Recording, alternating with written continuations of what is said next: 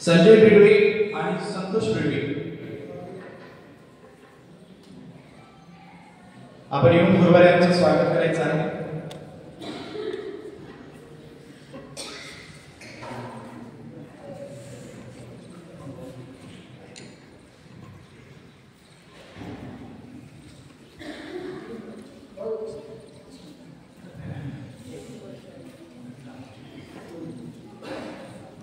असं म्हणतात की ऊपर से महंत श्री संत बाबांच्या मुखातून मी ऐकलं होतं कि ऊपर से नमक की क्या जरूरत जब पहले ही स्वाद हो खाने में। ऊपर से नमक की क्या जरूरत जब पहले ही स्वाद हो खाने में, और अलग से साज श्रृंगार की क्या जरूरत जब मामा जी जैसे अधिकरण हो सभा में।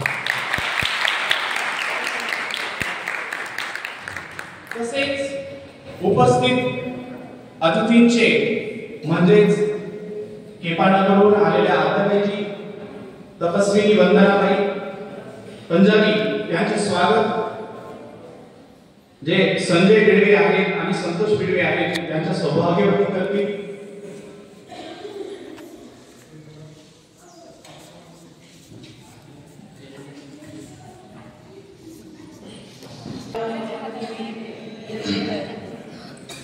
तसे शब्दसुमनांनी स्वागत करण्यासाठी मी आमंत्रित करतो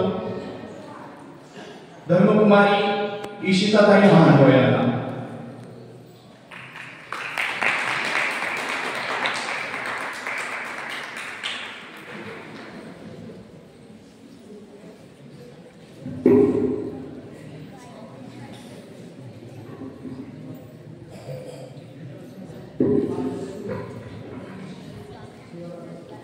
सर्वज्ञ श्री चक्रधर स्वामी पाऊल पडती भक्त जनांचे चंदना समजीवन वाटे। पाऊल पडती भक्त जनांचे चंदना समजीवन वाटे। करीतो स्वागत पुष्प फुलांनी हो ईश्वरीचे राजकुमार हो ईश्वरीचे राजकुमार तुम्ही। सिद्धीच्या सोड पावली आगमना फुले झाले। स्तुती सुमणी गाऊनी मनोभावे हो। अवसराचा पर्व काळ हार गजऱ्याची गुंफी माळ करीतो स्वागत पुष्प फुलांनी हो ईश्वरीचे राजकुमार तुम्ही हो ईश्वरीचे राजकुमार तुम्ही। अल्पशा सहवासानी धन्य हो झालो आम्ही। मिळाली सेवा आपली हो करण्या हो। अल्पशा सहवासानी धन्य हो झालो आम्ही। मिळाली सेवा आपली हो करण्या हो। पुष्प वर्षाव करू मज वाटे आपुले प्रेम अंतरी दाटे। करीतो स्वागत पुष्प फुलांनी हो ईश्वरीचे राजकुमार तुम्ही हो ईश्वरीचे राजकुमार तुम्ही। अधिकरण होऊनी मार्ग आधार देऊनी थोरवी ऐसी तुमची नवरनवे हो। ज्ञानासी वंदन करुणी जय श्री मस्तक माई नवनी। करीतो स्वागत पुष्प फुलांनी हो ईश्वरीचे राजकुमार तुम्ही। पाऊल पडती भक्त जनांचे चंदना समजीवन वाटे। करीतो स्वागत पुष्प फुलांनी हो ईश्वरीचे राजकुमार तुम्ही हो ईश्वरीचे राजकुमार तुम्ही हो ईश्वरीचे राजकुमार तुम्ही। सर्वज्ञ श्री चक्रधर स्वामी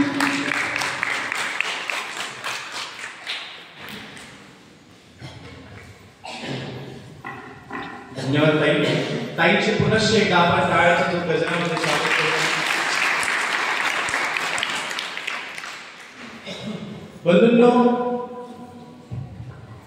AI, ChatGPT, जेमिनी अशा विविध भौतिक सुखांनी संपन्न असणाऱ्या या विज्ञानाच्या युगामध्ये कुठेतरी कुणीतरी संन्यास, दीक्षा, अनुसरण ह्या सर्व गोष्टींचा विचार करते, ही आपल्यासाठी खरंच अभिमानाची गोष्ट आहे आणि त्यांच्यासाठी दैवभाग्याची गोष्ट आहे. परंतु या भौतिक विज्ञानाच्या युगामध्ये संसारामध्ये असताना त्या संसाराची अनित्यता कळणं फार आवश्यक आहे आणि ती अनित्यता कळण्यासाठी परमेश्वराला अनन्य भावाने शरण जाण्याचं ज्ञान आपल्याला आवश्यक असतं. त्यासाठी स्वतःला घडवावं लागतं आणि म्हणूनच आजचे जे दीक्षार्थी आहे त्यांनी कुठेतरी गुरुवारी आचार्य श्री नामाजींच्या सन्निधानामध्ये राहून स्वतःला घडवलं आणि त्या संसाराची अनित्यताला समजून घेतलं आणि म्हणूनच आज त्यांनी हा निर्धार केला, हा निश्चय केला आणि म्हणून हा सोहळा आपण आपल्या डोळ्यांनी पाहतो आहोत. म्हणून साधारणतः सर्वज्ञ श्री चक्रधर प्रभूंना आपण सर्वजणांनी हीच प्रार्थना करायची आहे की त्यांचं जे अनुसरण आहे ते स्वीकारात घेतील, पूर्णत्वास नेतील आणि म्हणूनच याच विषयावर अधिक बोलण्यासाठी मी आमंत्रित करतो तपस्विनी रक्षाताई जांभेकर यांना. ते येऊन आपले अनुभव विचार आपल्याला प्रदान करतील. तपस्विनी रक्षाताई जांभेकर.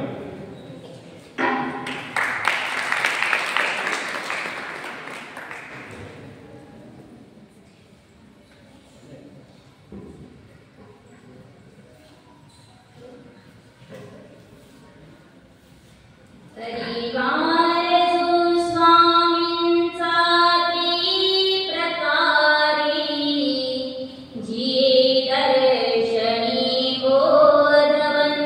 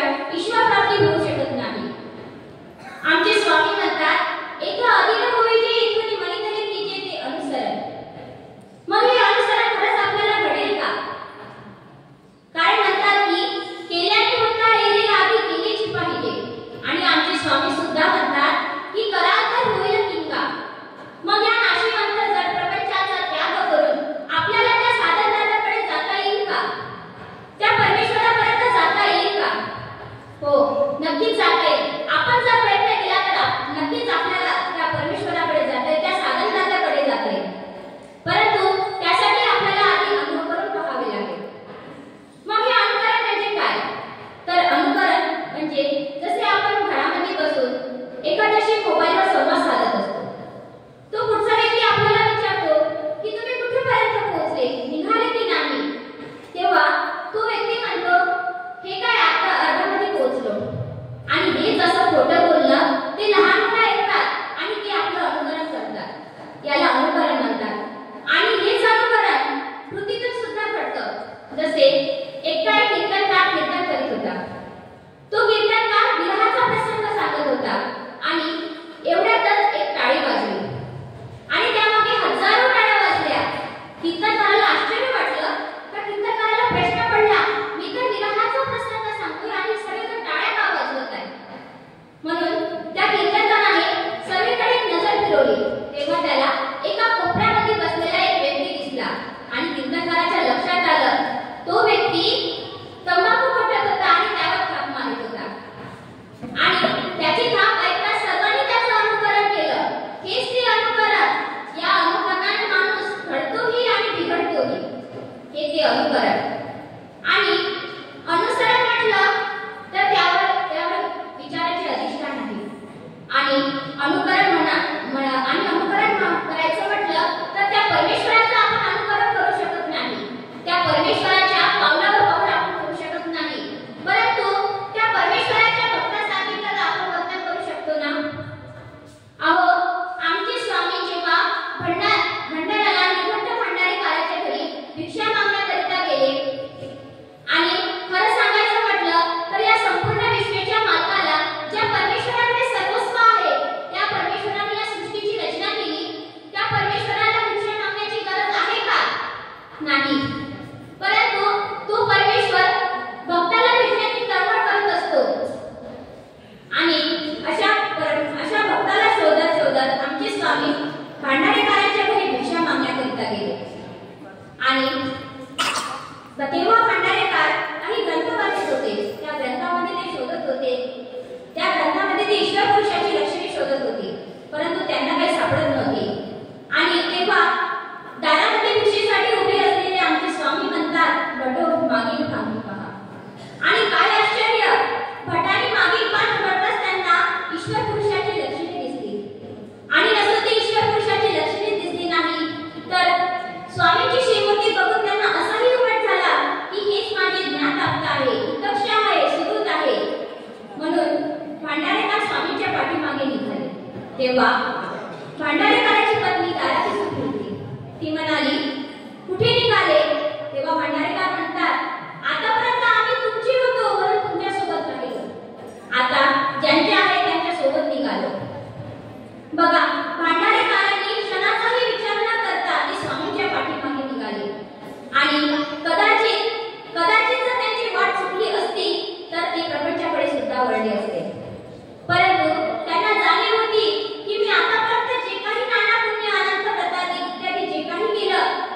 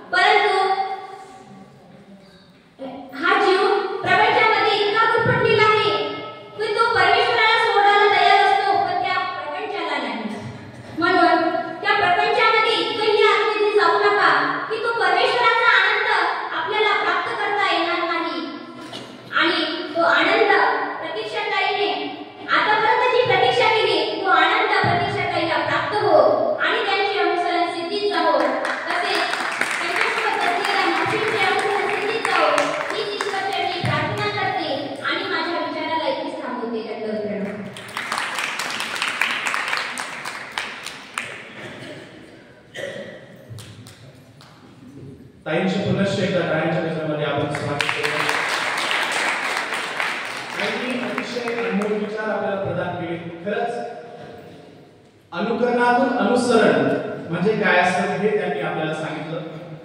भंडारीकारांनी जर अनुकरण केलं नसतं, स्वामींच्या पाठीमागे जर भंडारीकार निघाले नसते, तर त्यांना ईश्वराची मांडी मिळाली नसती. म्हणूनच संसारामध्ये राहून कशाचं अनुकरण करायचं हे समजणं हे फार महत्वाचं आहे. यानंतर पुढील वक्त्यांकडे आपण वळूया, जे आपल्याला अनमोल विचार प्रदान करणार आहे. तपस्वी भावनाताई खामनीकर यांच्या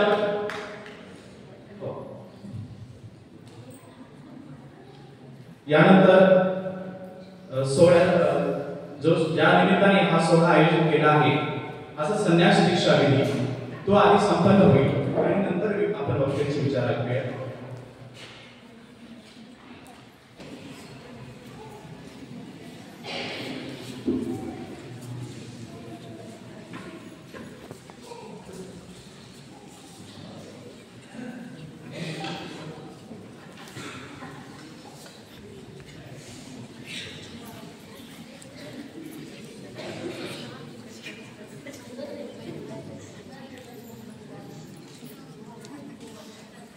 श्री गोपाल कृष्ण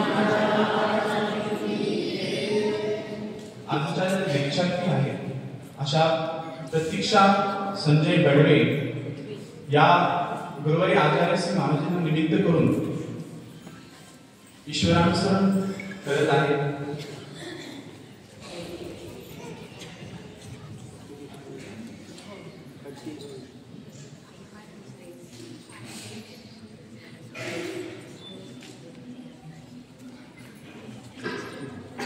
तसेच श्यामलताई ह्या सुद्धा गुरुवारी आचार्य श्री मामाजींना निमित्त करून अनुसरणामध्ये पदार्पण करत आहे.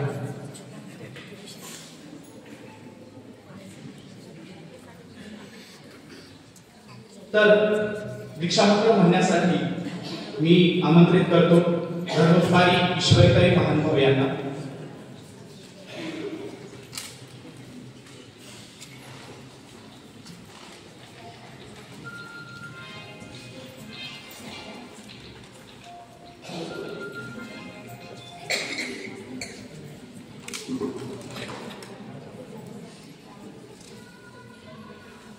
सर्वज्ञ श्री चक्रधर स्वामी की जय.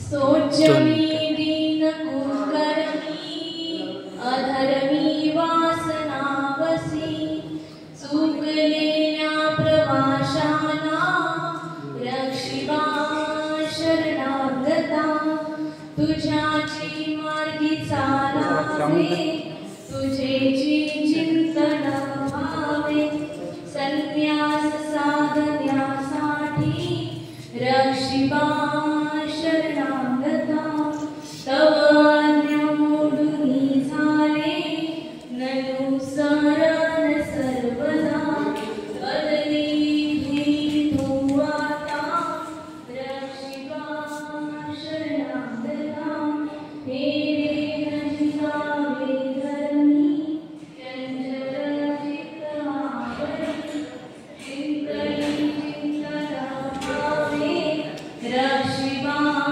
शरणागता अनित्य पाप मूळहा संसार दुःख रूपची नित्यानंद तुझा घेण्या रक्षिबा शरणागता दीक्षेचे व्रत घेऊनी व्हावे सूत्रानुसार मी असंग व्हावा संन्यास रक्षिबा शरणागता परधर्माचे संकेत प्राणाहुनी जपेन मी गुरुआज्ञा प्रतिपाळेन रक्षिबा शरणागता रक्षिबा शरणागता. सर्वज्ञ श्री चक्रधर स्वामी की. त्यानंतर मी आपला अधिक वेळ न घेता पुढील जे वक्ते आहेत त्यांना आमंत्रित करू इच्छितो. तपस्वी भावनाताई खामरीकर या आपल्याला इथे येऊन अनुभव विचार प्रदान करतील. ताईसाठी आपण जोरदार टाळ्या वाजवूया. श्री चक्रधर स्वामी की जय. संन्यास दीक्षा विधीनिमित्त संपन्न होत असलेली ही धर्मसभा, या धर्मसभेचे अध्यक्ष सर्व विद्यार्थी बांधवांच्या हृदयस्थानी विराजमान असते. ज्याप्रमाणे आमच्या स्वामींनी माहीभक्त व भक्तोबास यांसारखे विद्वतरत्न घडवून घडवून योग्य केले, बाईसांसारख्या भक्तांना प्रेमासी पात्र केले, त्याचप्रमाणे संवत्सर निवासी आचार्य श्री बाबाजी यांच्याकडून आपण सर्व विद्यार्थी बांधवांना परिसरूपी लाभलेले आणि त्या परिसामुळेच फक्त वांबुरी आश्रमातच नव्हे तर संपूर्ण महानुभाव पंथालाच एक आदर्शरूपी हिरा लाभलेला आहे, असे मम गुरुवर्य आचार्य श्री बाबाजी. तसेच या धर्मसभेमध्ये उपस्थित असलेले सर्व संत, महंत, तपस्विनी, माता व बंधू भगिनी,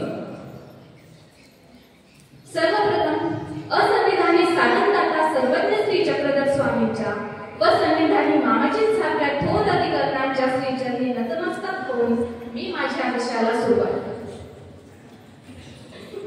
चाहे जितनी मुश्किलें आए, चाहे जितना गिर जाए, कभी न रुकने देना कदम, ऐसा आपने समझाया है. सामने दो लोगों की जो बोलने से घबराती थी, आज भरी महफिल में मामा जी बोलना सिखाया आपने. आज भरी महफिल में मामा जी बोलना सिखाया आपने. तर आपणा सर्वांसमोर इथे उभं राहून मी बोलावं अशी माझी पात्रता नाही, कारण सूर्याच्या तेजासमोर दिव्याचा प्रकाश कुठेच हरत नाही. परंतु तरीही आपण सर्वजण इथे उपस्थित आहात यासाठी मी सर्वांचे मनापासून आभार मानते. तर समर्पण म्हणजे काय, तर अनन्यगती परमेश्वराला शरण जाणे. आणि म्हणूनच श्री दत्तात्रय महाराजांनी यदुराजाला 24 गुरु निरूपण केल्यानंतरच्या ओळीमध्ये सांगितलेले आहे, तरी आता एक राया या जीविताची लाया, हा मनुष्य जन्म वाया जाओ. म्हणजे हे राजा, तुला जर या मनुष्य जन्माचं सार्थक करायचं असेल, तुला जर या मनुष्य जन्माचं भलं करायचं असेल, तुला जर या जन्मात प्राप्ती मिळवायची असेल, तर तुला आणि पुनरुपी जन्म, पुनरुपी मरण आणि पुन्हा जर संसारात जन्मालाच यायचं नसेल तर तुला काय करावं लागल, या जीविताची लाया, हा मनुष्य जन्म वाया जाओ. म्हणजे हा मनुष्य जन्म जो तुला मिळालेला आहे ना, तो तू वाया जाऊ दे नको. अनंत योन्या भोगून आल्यानंतर हा मनुष्य जन्म मिळालेला आहे. आणि म्हणूनच या मनुष्य जन्माचा सार्थक कशात आहे, या मनुष्य जन्माचं भलं कशात आहे, हे जाणून घेण्यासाठी आपल्याला लीळाचरित्राची गरज भासते. आणि त्यासाठी आपल्याला लीळाचरित्रातील भक्तांकडे बघायला हवं.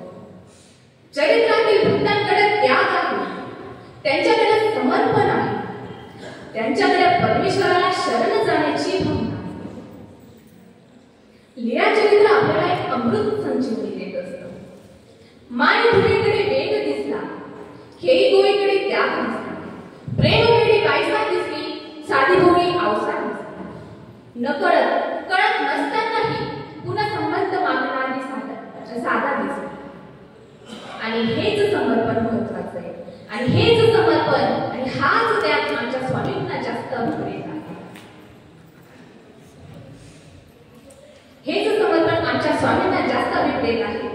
आणि म्हणूनच भांडारीकारांची आमच्या स्वामींनी आपल्या सूत्रात प्रशंसा तर केलेलीच आहे, परंतु तितकीच प्रशंसा, तितकाच समर्पण आणि तितकाच त्याग आमच्या नाथोबासांचा. परमेश्वर अवताराने एका भक्ताचा अवयव स्वीकार करावा ही खूप मोठी भाग्याची गोष्ट आहे. कोणी तनाने शरण जातं, कोणी मनाने शरण जातं, कोणी दृष्टपर शरण जातं, कोणी अदृष्टपर शरण जातं. पण शरण जायचं कसं, समर्पण करायचं कसं, हे आपल्याला लीळाचरित्राच्या माध्यमातून कळत असतं. समर्पण म्हणजे अनन्यगती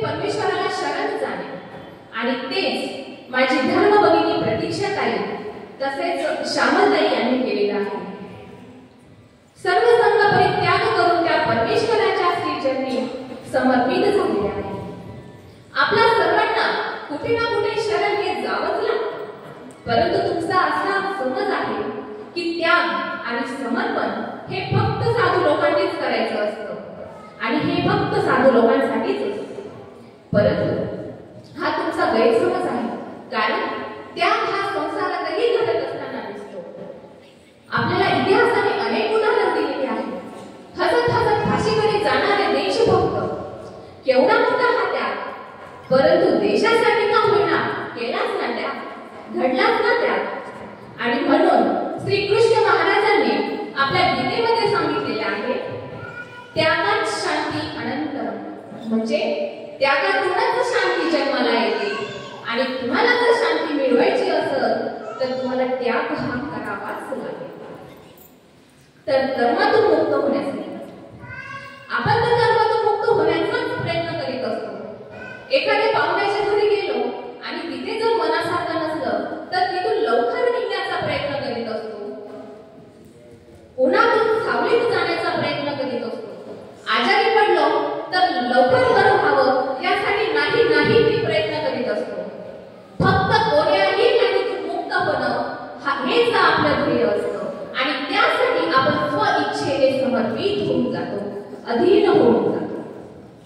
एका माणसाला पोटात गाठ झाली आणि मग तो दवाखान्यात गेला. डॉक्टरांनी गोळ्या लिहून दिल्या. फरक पडला नाही म्हणून तो पुन्हा डॉक्टरांकडे गेला. डॉक्टरांनी सोनोग्राफी केली आणि त्यात सांगितलं तुम्हाला पोटात छोटीशी बारीक गाठ आहे. आणि मग ती करण्यासाठी आपण डॉक्टरांच्या अधीन होऊन जातो. डॉक्टरांच्या अधीन होऊन जातो. नातेवाईकांचा त्याग करतो, द्रव्याचा त्याग करतो, घरादाराचा त्याग करतो. आणि मग तो पेशंट पैसे घेऊन दवाखान्यात जातो. तेव्हा ते डॉक्टर म्हणतात, सर तुम्हाला ऑपरेशन थिएटर मध्ये न्यायचंय, आता हे पैसे तुम्हाला सोबत घेऊन जाता येणार नाही. तेव्हा ते डॉक्टर जणू काही आपल्याला सूत्रच सांगत असतात. द्रव्य असते मागणी, म्हणजे द्रव्याचा त्याग करा, घराचा त्याग करा, नातेवाईकांचा त्याग करा. नकळत न होईना आपण हळूहळू अस्तित्वाकडे सरकत असतो. आणि आपल्या पोटातील गाठ काढली नाही तर आपण उद्या मरणाच्या दारात असू. आणि म्हणून तो डॉक्टरांच्या पाठीशी होऊन जातो. कोण्याही व्यक्तीने का होईना पण डॉक्टरांना समर्पित झालाच ना. आणि हेच जर आमच्या परमेश्वराने सांगितलं तर तीच गोष्ट आपल्याला अतिशय अवघड आणि अशक्य वाटायला लागते. परमेश्वराने सांगितलं तुम्ही गोड सोडा, म्हणून तुम्ही गोड सोडता का? नाही, सोडल्याच जात नाही. परंतु आता कळू द्या तुम्हाला शुगर झालेली आहे. मग मिठाई जवळ गेलेला हात पुन्हा मागे येतो का? तर गोड खाल्लं तर शुगर वाढेल आणि शुगर वाढले तर माहितीच आहे. आणि म्हणून या गोष्टीसाठी तो या सर्व गोष्टींचा त्याग करायला तयार होऊन जातो. इतकं लांब जाण्याची काय आवश्यकता? आताच चालूच उदाहरण बघा ना. मला इथे तुमच्या समोर येऊन बोलण्यासाठी किती गोष्टींचा त्याग करावा लागला. मला माझ्या पट्टीचा त्याग करावा लागला. मला माझ्या सांगाती मैत्रिणी त्यांचा त्याग करावा लागला. इथे समेत बसलेल्या असताना त्या जागेचा त्याग करावा लागला. आणि सगळ्यात महत्त्वाचं म्हणजे मला माझ्या झोपेचा त्याग करावा लागला. कारण आज शुक्रवार आहे आणि आजचा हा शुक्रवार आमच्या सुट्टीचा दिवस असतो. आणि म्हणूनच मला जास्त झोप असल्यामुळे मी आमच्या सुट्टीचा पुरेपूर फायदा घेत असते. परंतु मी जर सकाळी लवकर उठली नसते, लवकर आवरून या सभेत आली नसते तर माझं जे ध्येय आहे ते मी पूर्ण करू शकले असते का? अजिबातच नाही. आणि मग तुम्ही सांगा, फक्त इतक्या छोट्याशा गोष्टीसाठी मला इतक्या सर्व गोष्टींचा त्याग करावा लागला. मग परमेश्वराची जर प्राप्ती आपल्याला मिळवायची असेल तर हा एक मनुष्य जन्म परमेश्वराला समर्पित करणं ही काय फार मोठी गोष्ट आहे का? अजिबातच नाही. आणि ही अजिबात मोठी गोष्ट नाही. आपण हा त्याग सहजासहजी करू शकतो.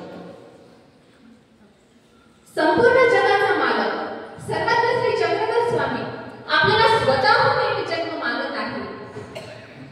या अगोदर तर तुम्ही अनेक गोष्टींसाठी जन्म दिलेले आहेत. मेळीये जन्म दिले, मोळीये जन्म दिले, शिवण्या दिले, रुपण्या दिले. मेळीये जन्म दिले म्हणजे तुम्ही स्त्रीनिमित्त आपल्या पत्नीला जन्म दिलेला आहे. मोळीये जन्म दिले तुम्ही मोळीकामाला जन्म दिलेला आहे. शिवण्या दिले तुम्ही शिवण कामाला जन्म दिलेला आहे. रुपण्या दिले कृषी कर्माला म्हणजे शेतकरी यासाठी जन्म दिलेला आहे. आणि मग इतके सारे जन्म तुम्ही या अगोदर समर्पित केलेले आहेत, परंतु त्या गोष्टींनी तुमच्या जीवनात काही बदल झाला आहे का?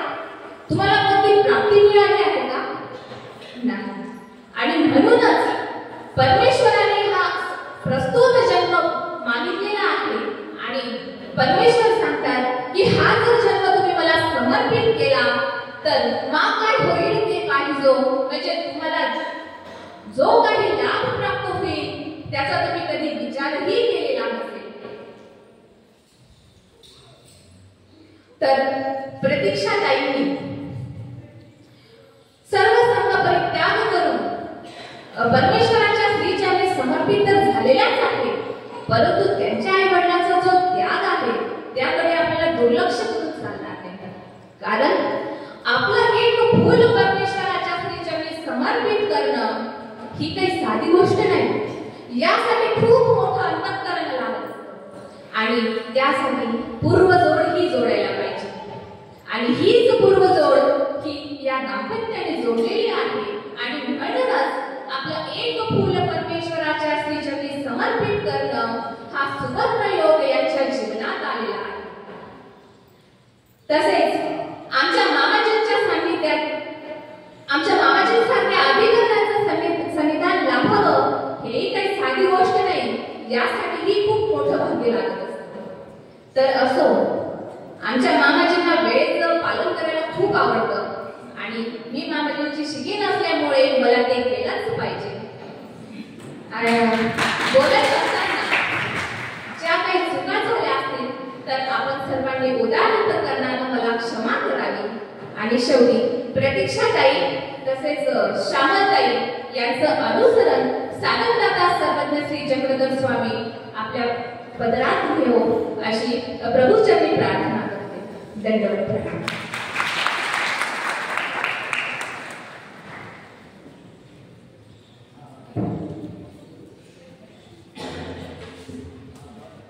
धन्यवाद ताई. ताईंसाठी पुनश्च एकदा टाळ्या वाजवा.